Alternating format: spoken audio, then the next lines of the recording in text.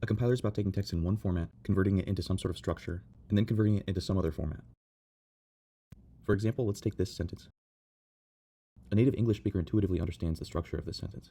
Just like a bilingual person might convert the structure in one language to a structure more compatible with another, so does a compiler. A compiler works the same way. It takes some text, which is the code that you're giving it. It converts that text into a structure, which we call the AST, or the abstract syntax tree. And then that structure is converted into another text format, which is the assembly output. There are usually 5 parts to a compiler. You've got the lexer, parser, semantic analysis, optimizer, and code generation.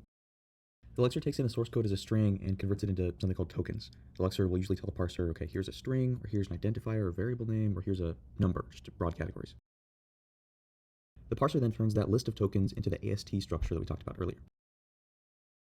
The semantic analysis checks that the AST represents valid code in a given programming language, and sometimes the parser has to ask the semantic analysis if some code is valid or not to decide how to continue parsing, so sometimes these passes are all mixed up together. The optimizer is usually made up of a bunch of other little subprograms called passes, which consume and produce the abstract syntax tree, but makes it somehow faster or less redundant or take up less space, optimized somehow.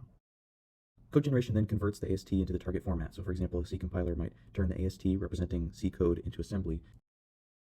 The front end is usually responsible for making sure the input code is valid, giving any warnings or errors to the user, and then turning the code into a valid AST for the rest of the compiler to work with. The middle end is responsible for most transformations on the AST and most optimization of the program in general. The back end is responsible for turning the AST into the target format.